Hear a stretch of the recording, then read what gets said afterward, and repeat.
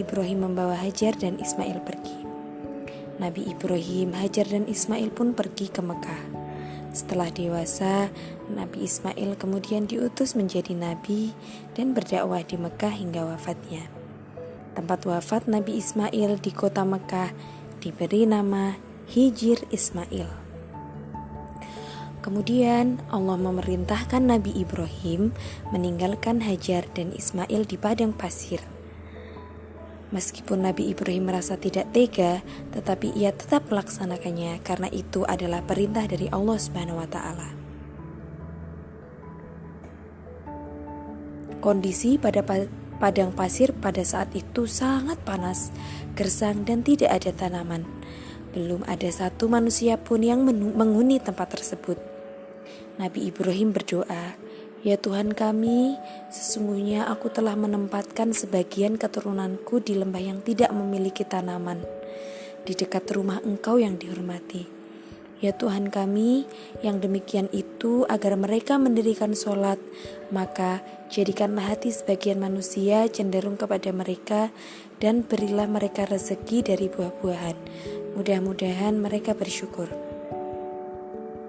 Selesai berdoa, Nabi Ibrahim berpamitan kepada istri dan anaknya. Sepeninggal Nabi Ibrahim, Hajar hidup bersama Ismail. Awalnya, Siti Hajar membawa perbekalan. Namun seiring berjalannya waktu, perbekalan tersebut akhirnya habis. Suatu ketika, Nabi Ismail menangis. Siti Hajar sangat kebingungan karena tidak memiliki bekal lagi. Air susunya pun telah kering. Ia berlari dari Bukit Sofa ke Bukit Marwah untuk mencari makanan dan minuman. Setiap kali mencoba untuk pergi, ia teringat kepada anaknya. Ia pun kembali lagi dari Bukit Marwah ke Bukit Sofa.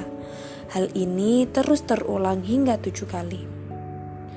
Dan akhirnya, Siti Hajar pun merasa kelelahan. Ia kembali ke tempat Ismail. Namun betapa terkejutnya dia ketika mendapati Ismail tengah menangis dan menjejak-jejak bumi.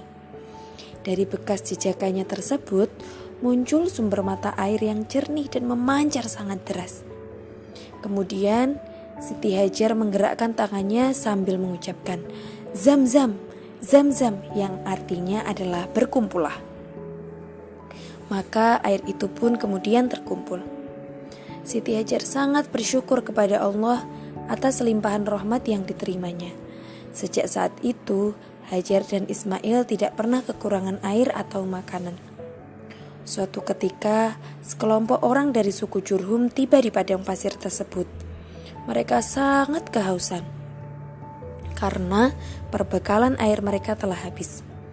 Ketika berjalan melalui tempat Hajar dan Ismail, mereka terkejut karena ada manusia yang tinggal di tempat ini. Mereka lebih terkejut lagi karena menemukan sumber air yang tidak pernah kering milik Hajar dan Ismail. Mereka pun meminta izin kepada Hajar untuk tinggal di sana. Beberapa lama kemudian, suku ini berkembang semakin banyak. Mereka membangun sebuah kampung yang aman dan tentram hingga Mekah menjadi ramai. Setelah lama meninggalkan Hajar dan Ismail, Nabi Ibrahim mendapatkan petunjuk dari Allah untuk menengok mereka. Betapa terkejutnya Nabi Ibrahim ketika tiba di Mekah.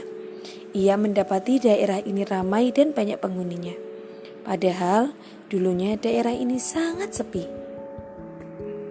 Alhamdulillah, betapa bahagianya Nabi Ibrahim dapat bertemu dengan istri dan anak kesayangannya lagi.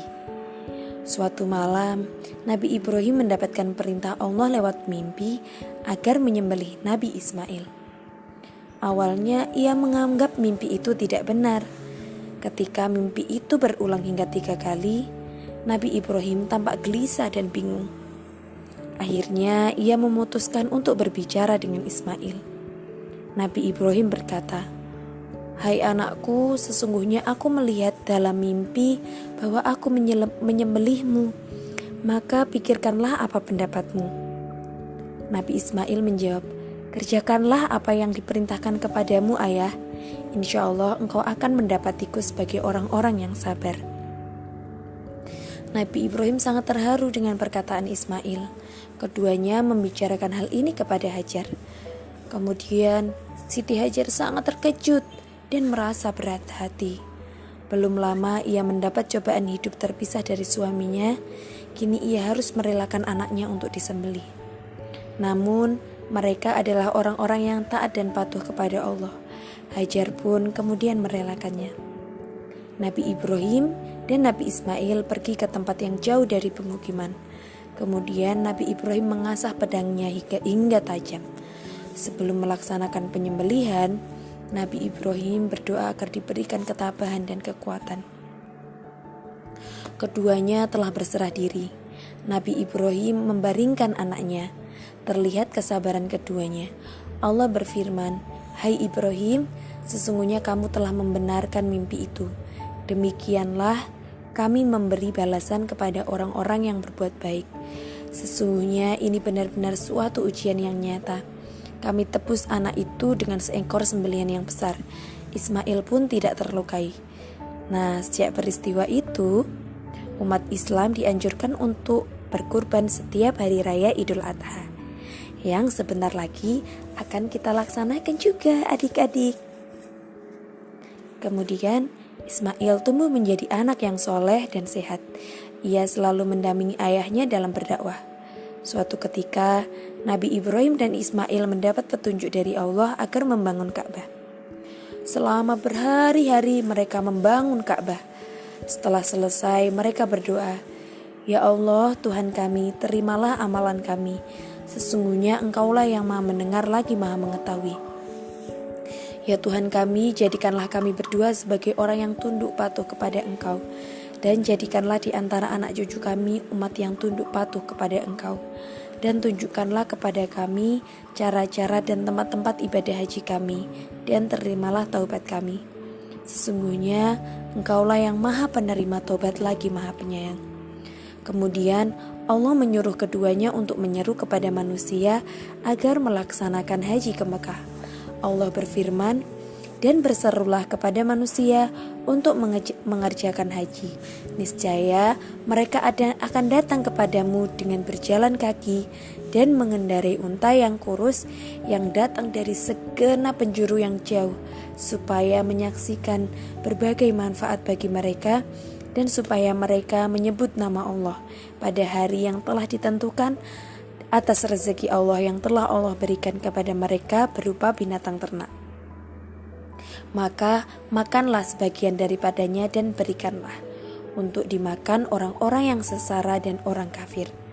Sejak saat itu, manusia di penjuru dunia melaksanakan ibadah haji. Setelah sekian lama mengikuti dakwah ayahnya, kemudian Ismail diangkat menjadi seorang nabi. Nabi Ismail layak menjadi seorang nabi. Ia memiliki sifat yang sangat mulia.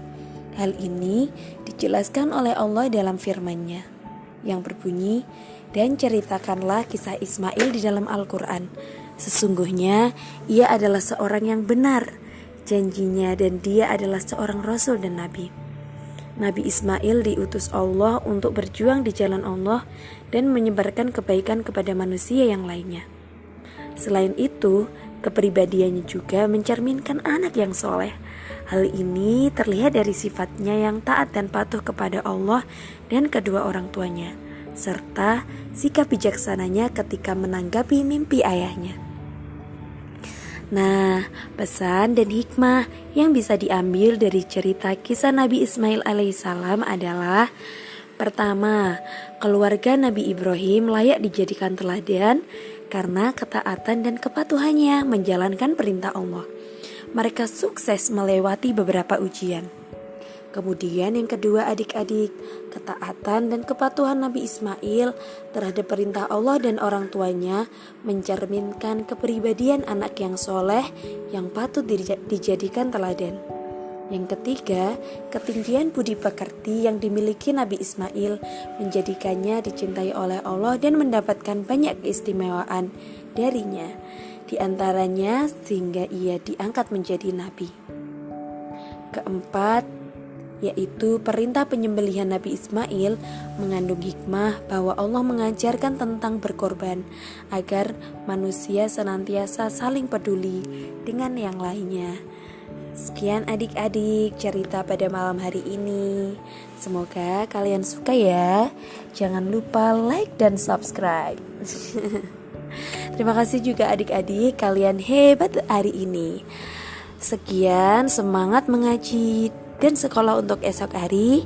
Wassalamualaikum warahmatullahi wabarakatuh.